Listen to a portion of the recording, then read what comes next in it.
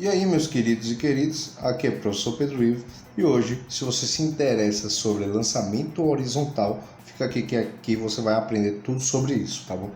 Vamos considerar que a gente tem uma bolinha e essa bolinha está a uma altura máxima, tá bom? Está na altura máxima em uma relação a uma superfície aqui zero, tá bom?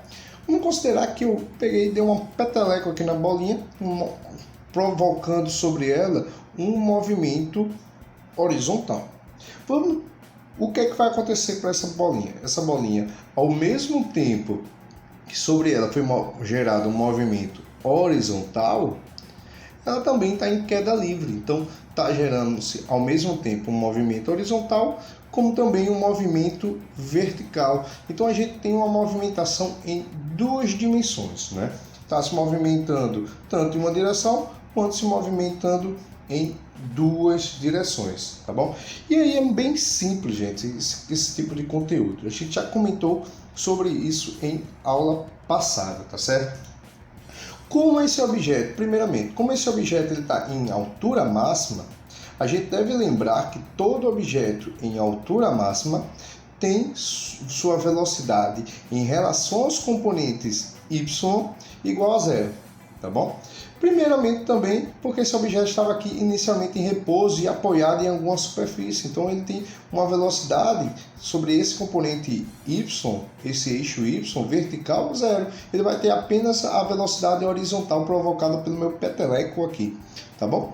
Mas quando ele estiver em queda, o que vai acontecer? Vai existir uma velocidade agora que empurra ele para baixo, como vai existir uma velocidade que empurra ele para o lado. Lembrando que eu cheguei a comentar com vocês que a componente na horizontal, a gente falou que estava em um movimento retilíneo uniforme, ou seja, esse componente na horizontal, ele possui uma velocidade constante. Então, se você reparar, olha, os comprimentos aqui dos vetores velocidade do componente x são todos iguais, a velocidade é constante. Mas os componentes que estão na vertical, né? Então, componente na vertical, a gente vai ter um movimento onde ele vai ser movimento retilíneo uniformemente variado. Por quê? Porque esse movimento com a ação da gravidade, ele vai aumentando ao longo da descida. Então aqui a gente tem uma velocidade zero, mas ao ponto que ele vai descendo, ele vai aumentando sua velocidade aqui para V1y, V2y, olha como ela está maior, V3y e assim cada vez maior dependendo dessa altura. Então o componente y, a gente tem um movimento retilíneo uniformemente variado, e o componente na horizontal, a gente tem um movimento retilíneo uniforme, que não muda, a velocidade é constante. O que eu cheguei a conversar com vocês, gente? Quando a gente possui uma velocidade original aqui, onde essa velocidade possui uma certa inclinação, não é? Possui um ângulo com relação a horizontal, ela possui uma certa inclinação.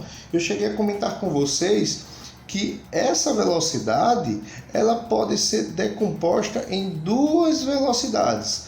Então o V1 ela pode ser transformada em V1y e V1x, uma velocidade na vertical, uma velocidade na horizontal. Então toda velocidade que possui uma inclinação se transforma em duas, uma na horizontal, uma na vertical, uma na horizontal, uma na vertical. E a gente chegou a uma determinada equação para a gente transformar essa velocidade v em vy e velocidade v em vx. E a gente chegou em seguinte situação: quando eu quero calcular o valor de x, eu só preciso multiplicar o valor de v, da velocidade real, vezes o valor do cosseno desse ângulo.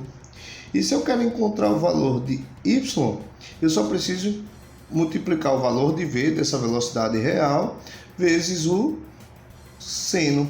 E aí a gente encontra a velocidade da coordenada x e a velocidade da coordenada y, tá bom? Se utilizando dessas duas equações.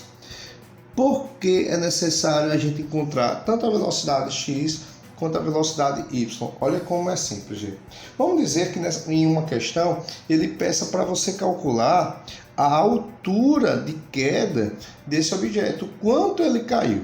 Você, se utilizar desse movimento, é um movimento bem complicado para a gente calcular. Mas o que é que eu posso fazer? Você concorda comigo que a altura que ele cai aqui é a mesma altura que se o objeto, se essa bolinha tivesse caindo aqui, né? A altura aqui, olha, é a mesma altura que ele cai daqui.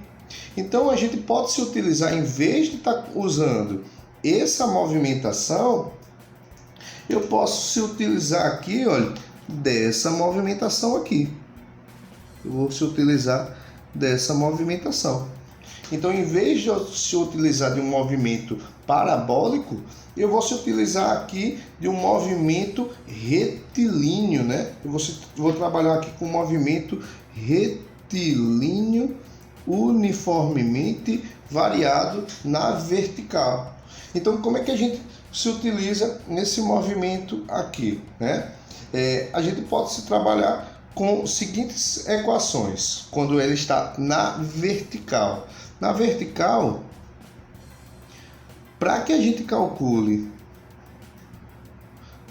a altura ou o tempo de queda, a gente vai ter a seguinte fórmula, gente, bem simples. H é igual a 5 vezes t ao quadrado. Essa fórmula já foi trabalhada em um assunto sobre lançamento parabólico.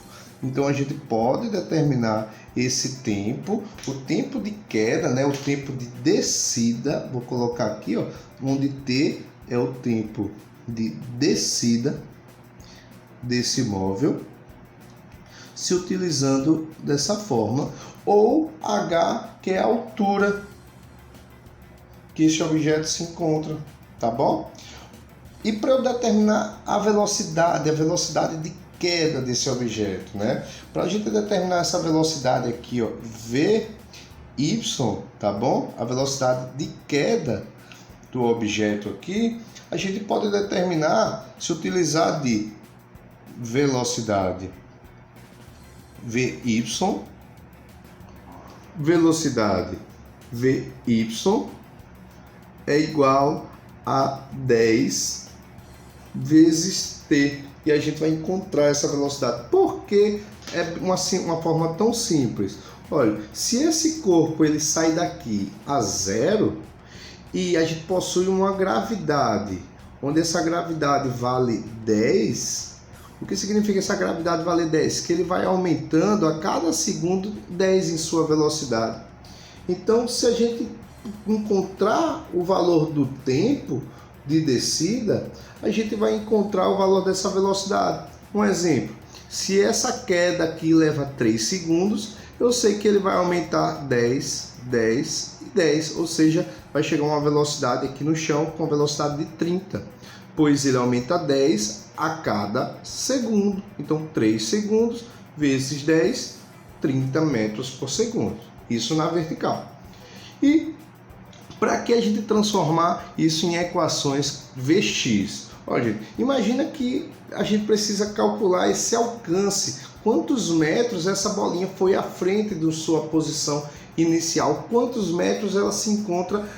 Qual foi o seu deslocamento horizontal? Você concorda que eu posso, em vez de calcular um movimento através de um movimento parabólico, eu poderia se utilizar de um movimento horizontal, fazer com que a bolinha saia daqui até aqui, chegando até aqui. Então, olha, em vez de eu utilizar esse movimento parabólico, eu posso utilizar esse movimento horizontal para calcular a distância, pois a distância daqui é a mesma distância daqui, mesma distância. Então, se utilizando aqui, ó, eu vou ter que horizontal, já que a gente está trabalhando com o componente horizontal, eu vou ter que a distância ou o alcance, essa distância aqui ou essa distância aqui, tanto faz, ela é a velocidade x né? Lembrando que V0, só uma observação, lembrando que V0x é a mesma coisa que V1x, é a mesma coisa que V2x e assim sucessivamente, né? Sucessivamente. Todos os componentes x possuem a mesma velocidade, lembrando que elas estão no movimento retilíneo uniforme. Velocidade é uniforme, não muda. Então, tanto V0x, V1x, V2, V3 tem a mesma velocidade. Então, nesse componente horizontal, eles estão sempre com a mesma velocidade.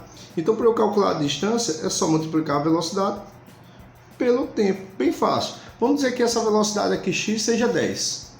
Como eu falei, o tempo de queda foi 3. Então, se a gente tem que a velocidade é 10 e o tempo de queda foi 3, quer dizer que ele se movimentou por 3 segundos até chegar aqui. Então, 10 metros por segundo significa que então ele andou aqui, se movimentou à sua frente 30 metros.